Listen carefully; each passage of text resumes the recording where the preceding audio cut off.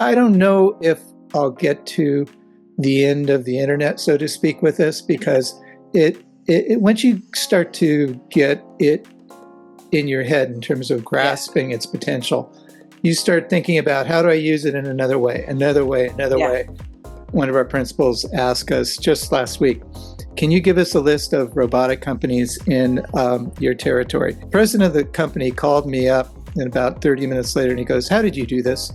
How often do you get a principal president calling you and saying, hey, great job?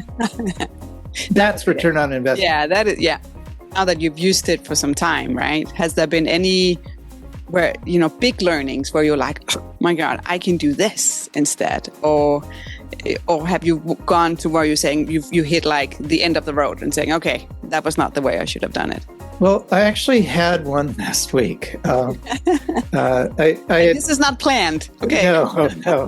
This is unscripted. This is unscripted, yeah. We've never met. No, we did meet, but not about this question. No. What do you think of like looking 2 or 3 years ahead? I think it's just going to get better and smarter, and we're going to start to see tools that will really help us to get way more granular with it. It allows me to leverage it and make myself more efficient. I can touch a lot more people with it. You're the human touch on it. Yeah. Yeah. I tend to not put periods in there, and it may misspell stuff, and it comes up with a more homogenized version that I think looks prettier and flows better and then makes it easier to present. Yeah.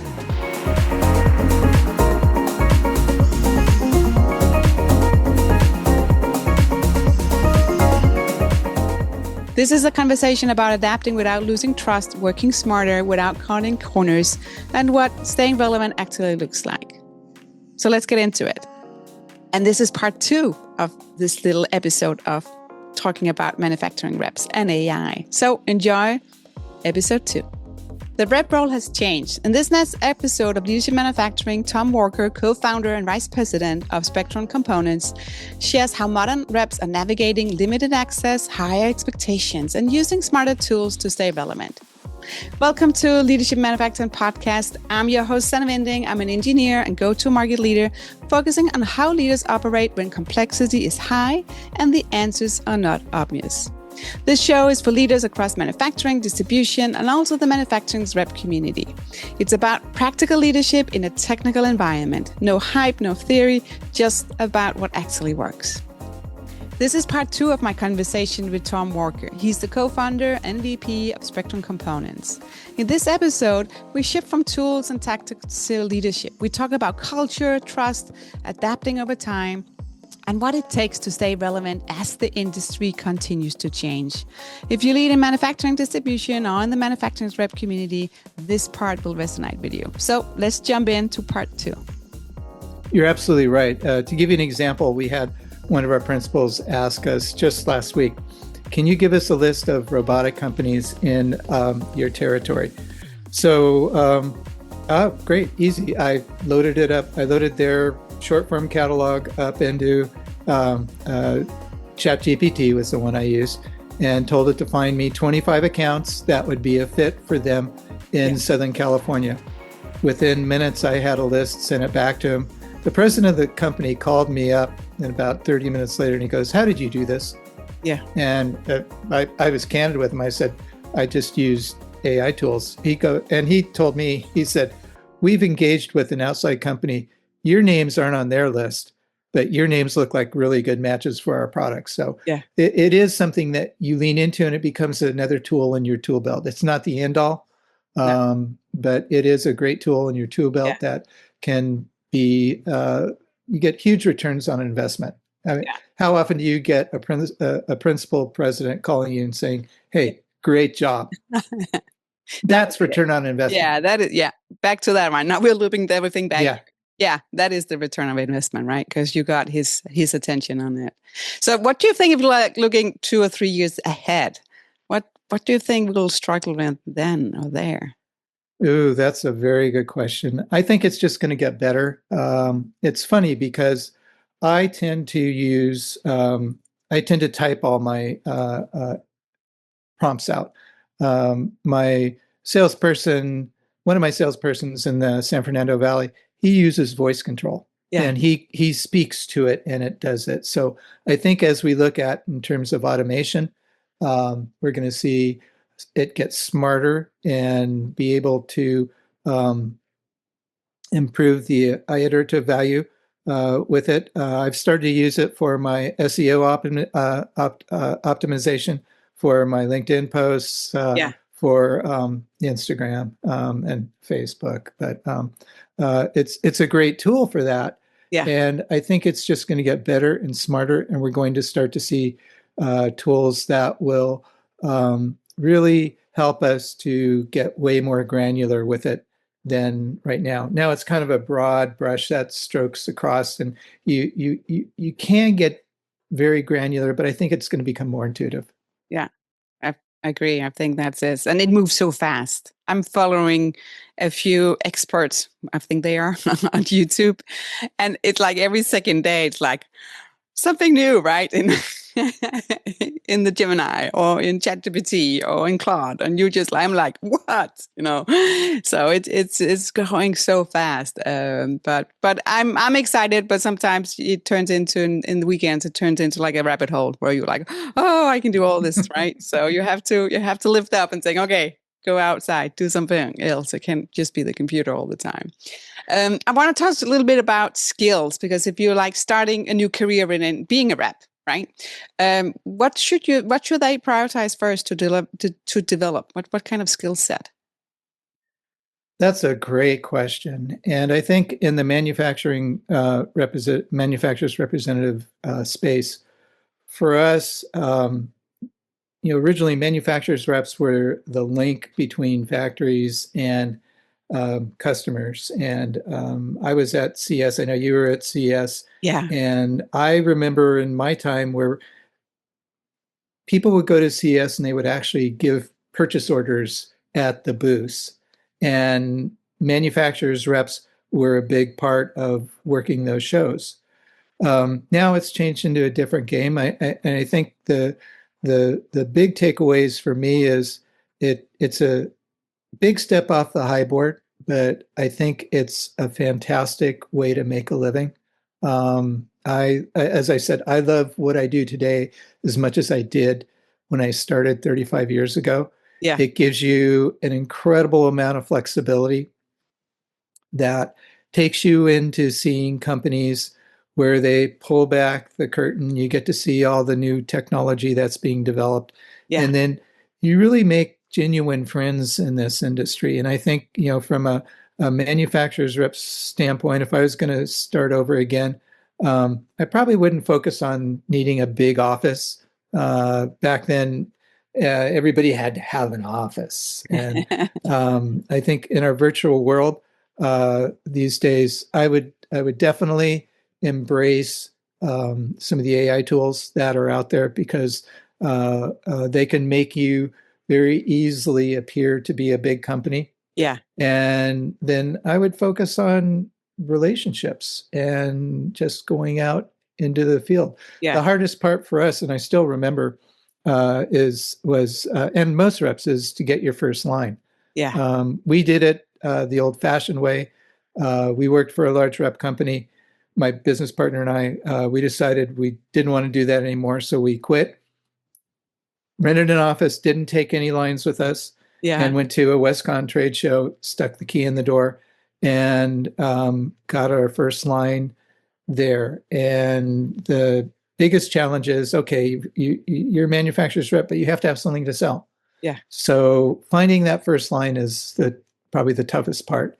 And then the other thing is, I would suggest, absolutely just be real, yeah. be Agree. genuine, be Yeah, thoughtful, yeah. um, and And remember the stories and bring food, yeah, right? yeah. When you Well, see somebody, it eat. is stories, Yeah, and for us, most lines actually for the last probably 10 years, all of our lines have been referrals where companies track us down and say we want you to represent us. So yeah, it's a lot of just being genuine and having the technical chops. You don't have to be an engineer to be a manufacturer's rep, but it helps if you Yeah. have some basic electrical understanding, which I know very well. Yeah.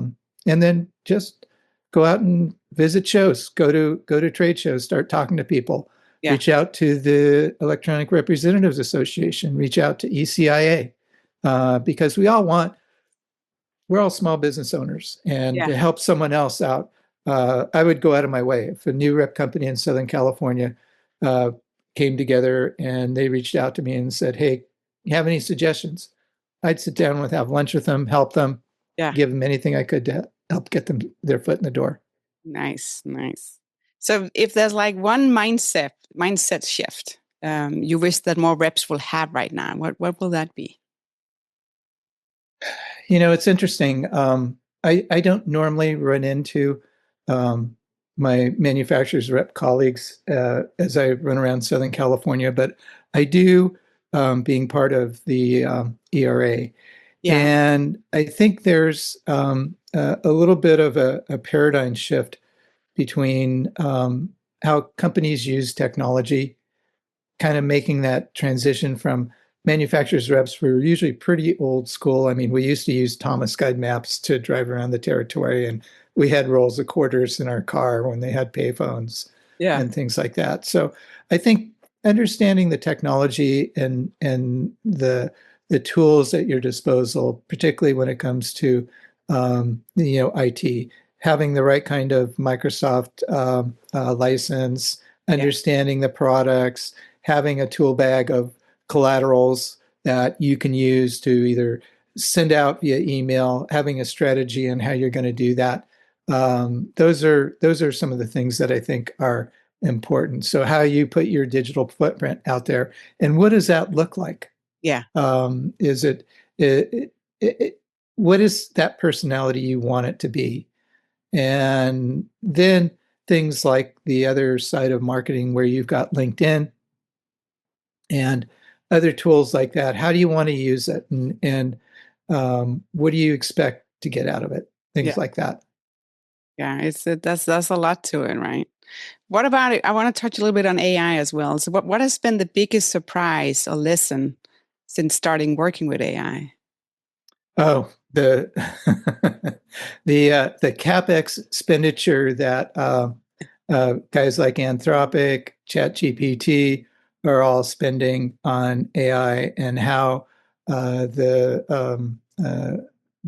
top AI companies are so have become so big for the NASDAQ and the S&P. Yeah. The amount of money they're spending and the amount of money that venture capital and investors are dumping in there is staggering. And even to what's happening with NVIDIA and chipsets to power it, uh, that is pretty staggering as to what's happening there and the amount of dollars that Yeah. are going into that. But then the horsepower that that's going to generate and down the line is going to be pretty staggering. So when we talked about 2-3 years from now, I think we're going to see complex uh, um, uh, GPTs and pilots and agents responding instantaneously Yeah. and being able to go much deeper, quicker in terms of how they act and respond. Yeah. And the iterative process of it, that's one of the things I really like about using it. You can just keep going down that rabbit hole and refining it and refining it and refining it. And finally you have to go, I'm done. Done. Yeah. But yeah, I think there's a huge trend in that direction Yeah. in terms of where that's going to go. It's nice. What about now that you've used it for some time, right? Has there been any where, big learnings where you're like, oh my God, I can do this instead? Or have you gone to where you're saying you hit like the end of the road and saying, okay, that was not the way I should have done it? Well, I actually had one last week. I And had this is not planned. Okay. no. This is unscripted. This is unscripted. Yeah. We've never met. We've never, No, we did meet, yeah, but not about this question. yeah, no. So I actually had it happen last week when Yeah. I was working on what we call a multi-line hunter. and it's a tool I wanted to develop so that I mentioned it earlier. I have all our lines in there and the products that they sell, and I can type in there, find me 25 companies that have a fit with our line card in Southern California. And not only did it do that, it gave me a match on which specific products that each factory sells were the best choice, Yeah. why it was the best choice. And then it gave me a table ranking them in terms of what would be the most likely to start with the best success. And to me, that is a marketing tool that kind of goes, huh. And then I started looking at it, and all of a sudden it was, this is really useful. This is really powerful that I could give to a new salesperson. Yeah. And it gives them the prompts on do this, call this company, gives them the engineering contacts. It tells them what they do. All these questions that, for years, new salesperson, they come to you and say, oh, I've got an opportunity at XYZ. What do they do? I don't know. Oh, yeah. What do they build? I don't know. But this sums it all up in one sheet. So it was this kind of aha moment that I looked at it and I go, this is cool. Yeah. This you could give to a new salesperson on their first day after you teach them how to turn on their computer. Yeah. And it holds the hand, right? Yeah. And at a certain point, right? That it is. They're actually going in the right direction and not just sitting and what's going on. It is a strategy for success that you're giving them a hand or pointing them in the right direction, rather than, the good news is they open up their computer and it's like, the good news is there's the internet, and the bad news is there's the internet. Where do I begin? That was an aha moment I actually had last week. I like it. And I showed it to a couple of friends in the industry, and every one of them said, I want this. Yeah. So that tells me I'm in the right direction. Yeah. Nice. So, that was very cool. I debuted it to our team on Monday. We do a weekly call. Yeah. And there was dead silence. Yeah. Nobody said anything as they were processing it. Yeah, it's like it's like, that is really cool. Yeah. So there's an example that I just had happen last week. No, I like it. So continue. I don't know if I'll get to the end of the internet, so to speak, with this, because it once you start to get it in your head in terms of grasping its potential, you start thinking about, how do I use it in another way. Yeah. And I just did, as a manufacturer's rep, we do a lot of distributor training. So we try and encourage our factories to not have the PowerPoint of death with 200 slides, to keep it short.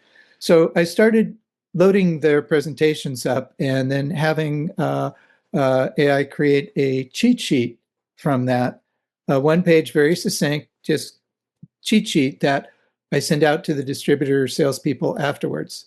I give it a few days to sink in. And a couple of sales managers of distributors that called me and said, this is fantastic.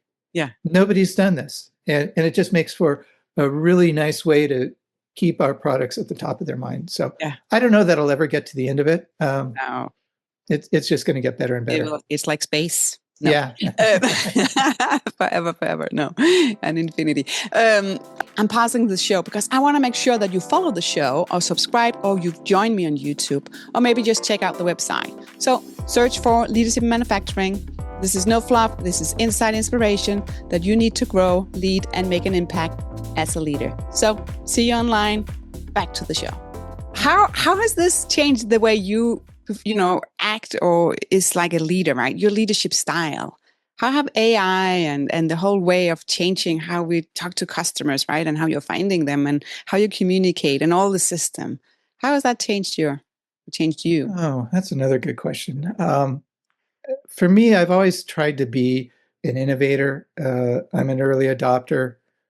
So if there's something new, Like when AI note taking came out, I bought the first AI note taker, and I still use it. Yeah. It's great, but I tend to be an early adopter to this, and it's been very good for me to see how it can change the way you work. I think you need to be very flexible because humans by nature are not very flexible when it comes to that. And it allows you to see things in a different way. And I'll liken it a little bit to like Microsoft BI when it first came out.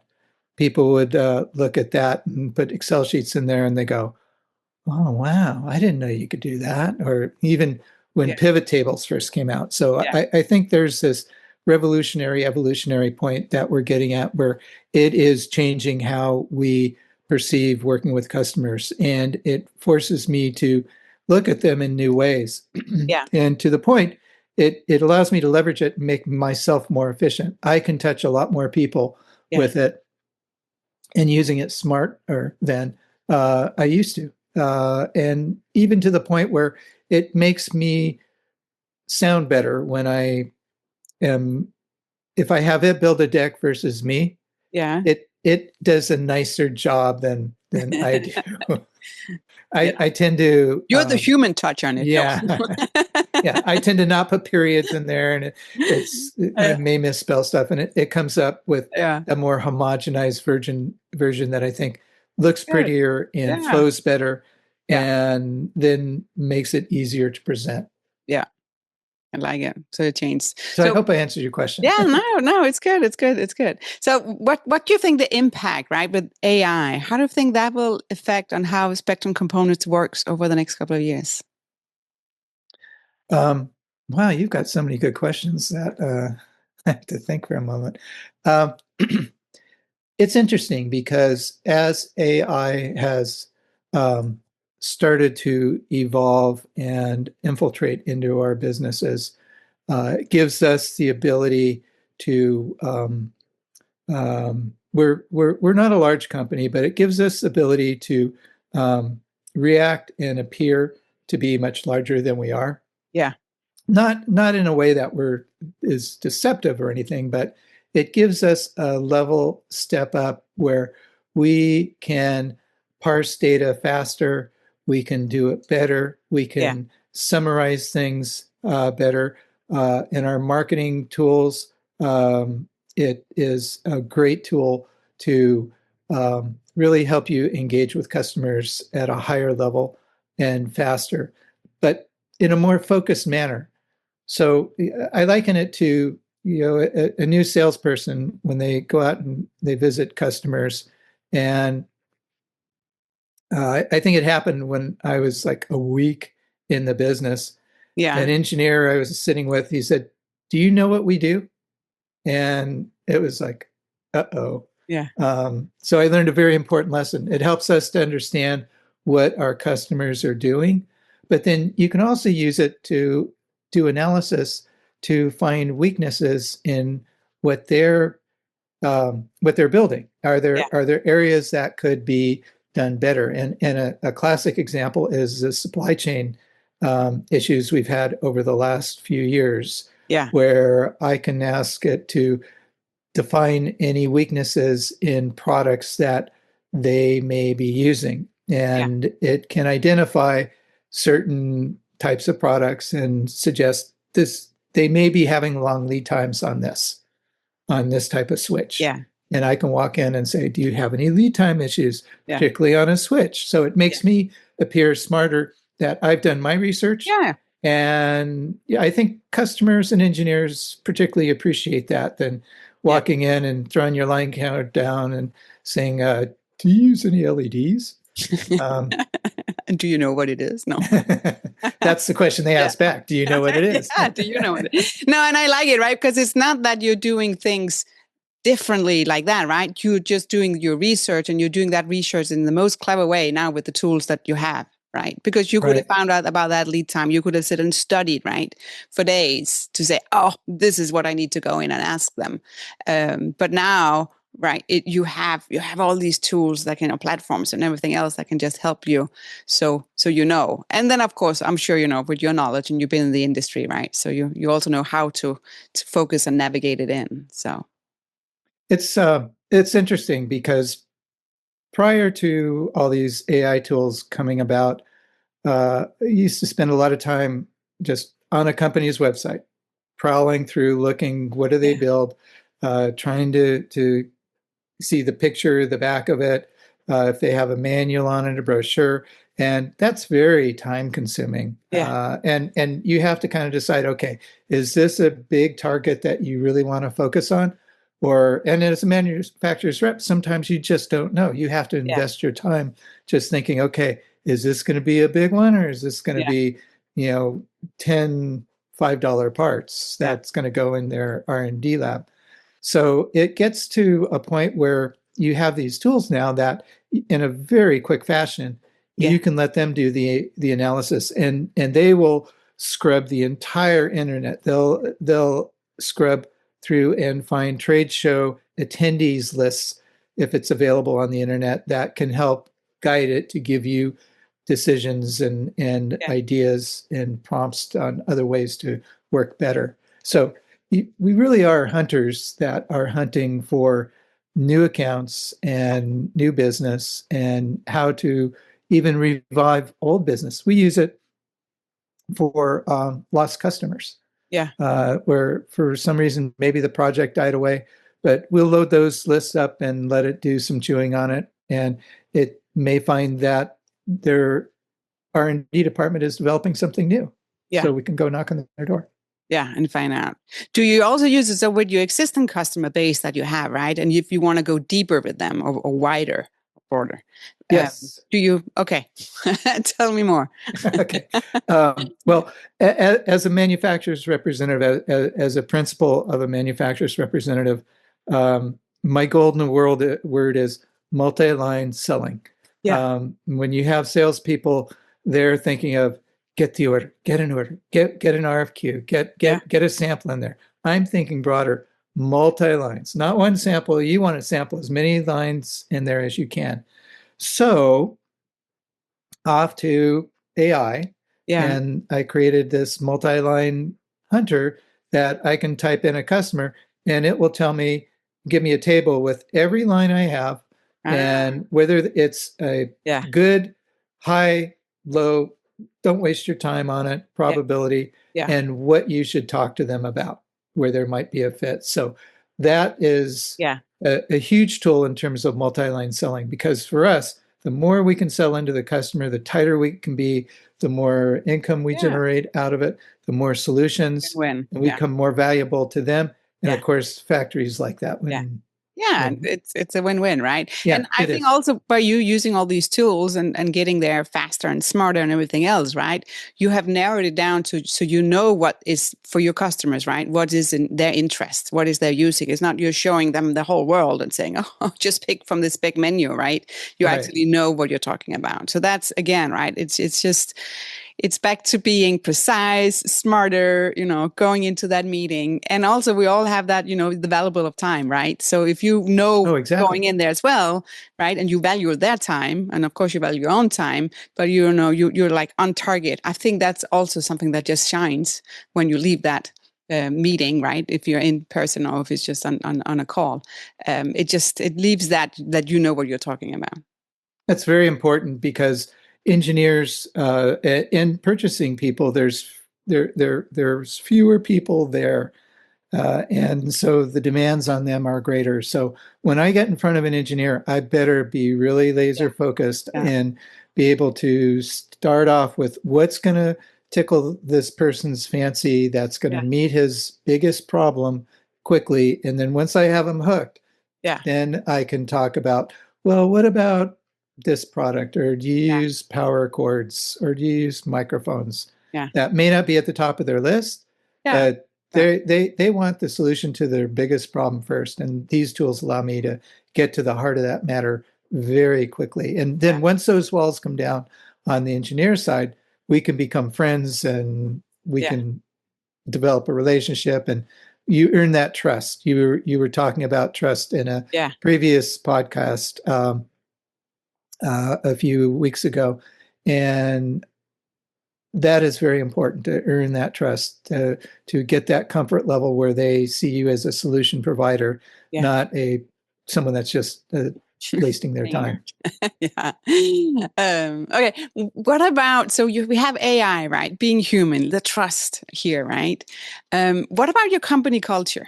Because we have all these tools, but how do we stay honest to the company culture, and how do we stay like the being human? Because it's not, I think it's so important, being in person, right? Or how you communicate and everything else. But I'm a little bit worried about the company culture and all AI. What's your take on that?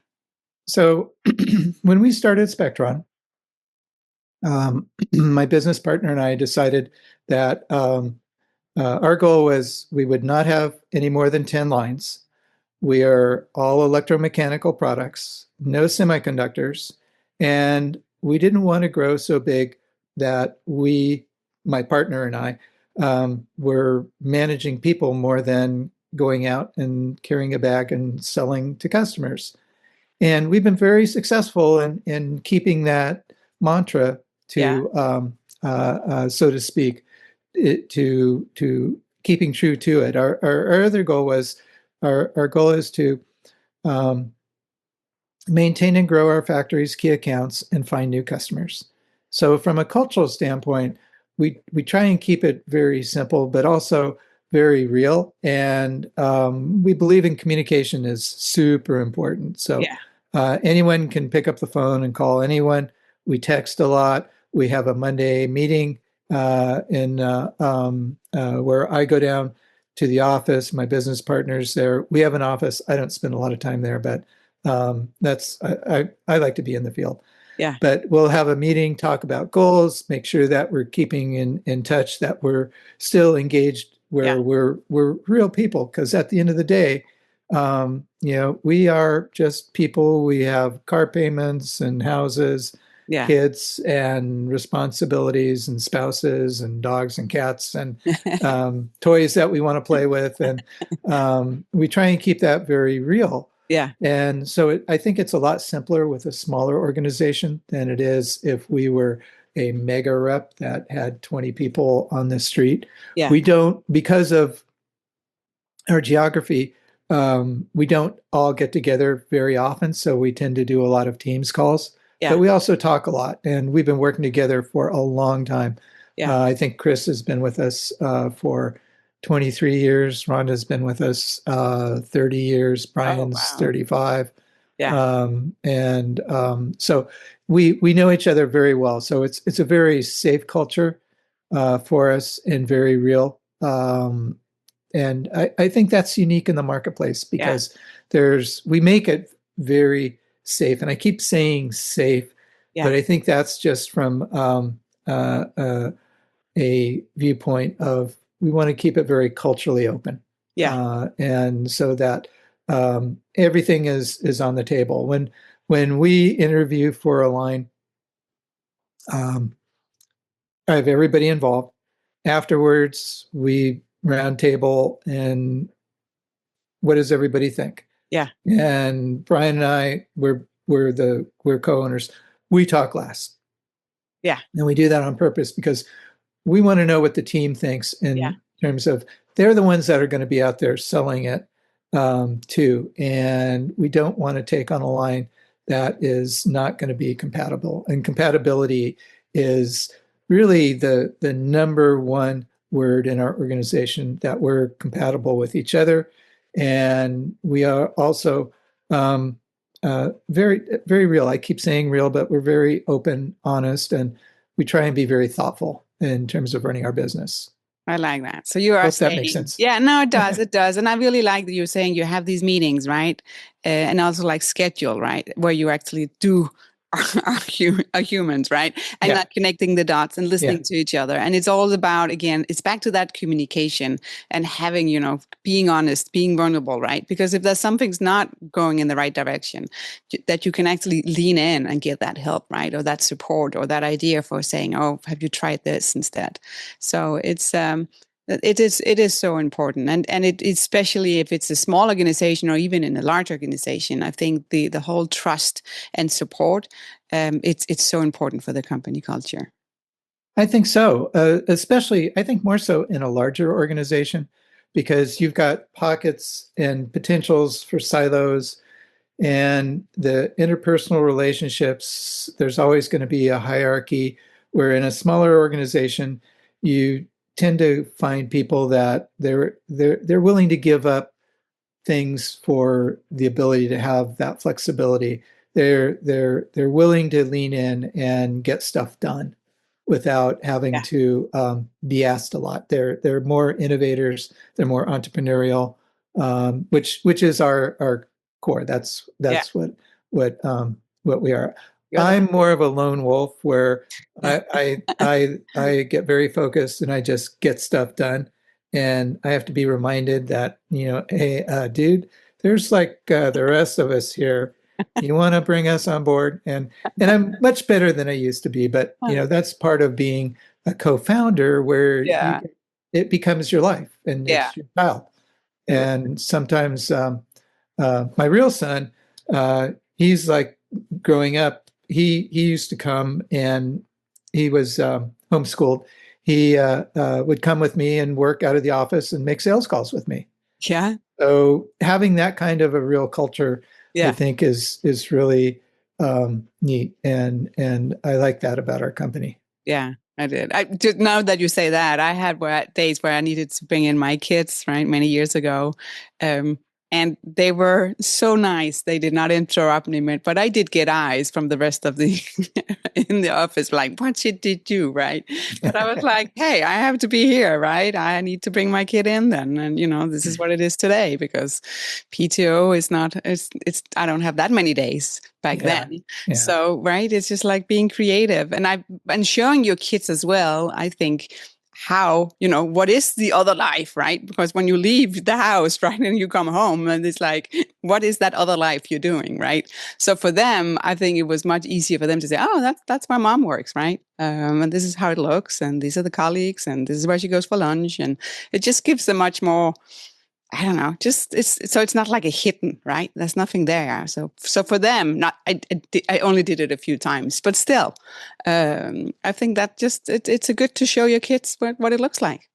It's a different dimension. Our son, I'd take him with me, and he'd work in the car, and I'd actually take him into calls, and it was great. Engineers they'd see him, and I'd tell him he's my son, and he's driving around with me today. He's Yeah, interested in the business, and he was like 10.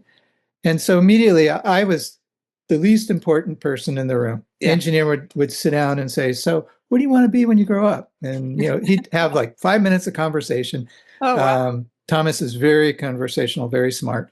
Yeah, And then it always went the same way. You want to go on a tour? yeah. And I'm like going, yes. Yes, right.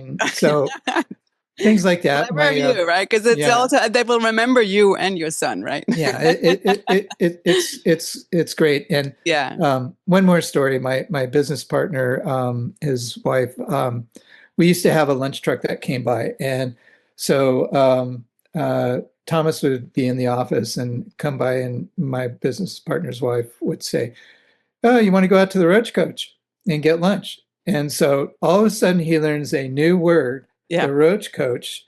And so she would take him out and get him a grilled cheese sandwich. And he came home, and his mother was very surprised that she knew what a Roach Coach was. But just one of those fun things, Yeah, when you were talking about the benefits of being a manufacturer's representative, and there's stories like that yeah. that are just really cool. And I still have people in the business that knew my son, or he made sales calls with, and they'll ask him, Ask him. "How's Yeah, Thomas doing? What's he yeah, doing?" yeah. And he's 33 now, and that's like 20 years ago. So things like that are really neat things in It the is. business Yeah, world that if I was working for a big company, that wouldn't happen. But yeah. those memorable moments Yeah. you can't get back, and it's made friendships with people in the industry even better, I think. Yeah, I love it. I love it. Okay, I have my last question here. So, if you can go back in time, right? Because that would be fun, right? What kind of advice would you give yourself, Tom? And I don't think we say 10 years. I think we have to go 20 years back. Well, I was going to say, if you're going to go way, way back, so 20 years, my advice is to not be so micro-focused, to think broader, to think more of what can be. Running a small business can be a very challenging time, but it can also be one of the most rewarding experiences of your life.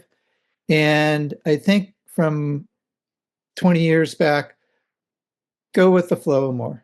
Yeah. Enjoy the moment rather than not be thinking about, what should I do with this line? What should I do with that line? How do I find new lines?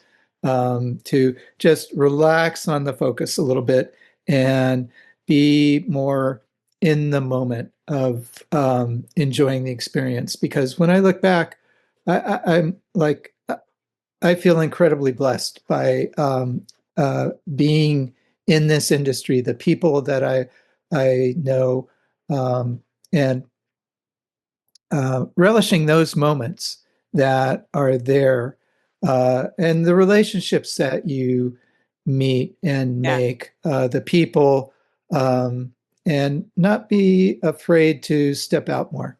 Sometimes as a small business owner, you just get so tightly wound up in things that you just got to let go. And call it the karma of the world, but at the end of the day, be true to yourself, make your yes is yes, your no is no. And I've always been very good at that. Yeah. And if something's not right with the principals, speak up. Yeah. As a manufacturer's representative, you're their face to their customer. Yeah. And that's a very important tool for a manufacturer's rep. And the best ones are the ones that do it well and are honest and build those relationships. And I think not be so focused on the here and now, but to be focused on, okay, let's look visioning down the line. What would I look like in 20 years? What would I look like in 5 years? Almost a reversal of what you said. So I like that. I really like that. It's really thoughtful. Oh, thank you. Yeah, no. So, Tom, thank you so much. This was incredible to learn about your AI journey. I am blown away, and I think all the reps around here that will listen to this will make sure to share it. Right? We'll just learn so much. You're going to get a lot of calls of how do you do this? No, and that's another way of giving back to the business. And if there are manufacturers reps or other folks in the industry that are interested in hearing more about what we're doing with AI, or if they have a question how to do this, reach out to me. This stuff is way easier than it appears to do. And I think that it's a tool that every manufacturer's rep, every manufacturer should have in their toolbox and understand. And it's so valuable once you start to deploy it to salespeople, and teaching them how to use it can be very simple and makes it more fun. Come on, right? It does. And I thank you so much for inviting me on your podcast. Yeah, of course. It's been a great conversation, and look forward to seeing you face to face. Yes, perfect. Thank you. Thank you. My pleasure. This conversation was a reminder that tools alone don't create impact. Leadership does. So Tom shared how trust, culture, and long-term thinking shape how teams operate, especially in small organizations where relationships matter, and also reputation compounds over time. And we talked about staying human while using AI, building businesses that last, and making choices today that still make sense years down the road. So if this episode resonated with you, please share it with somebody that is leading in the manufacturing world or distribution, or maybe they are in the manufacturing reps community. So again, thank you for listening to Leadership Manufacturing. And remember, stay curious, keep learning.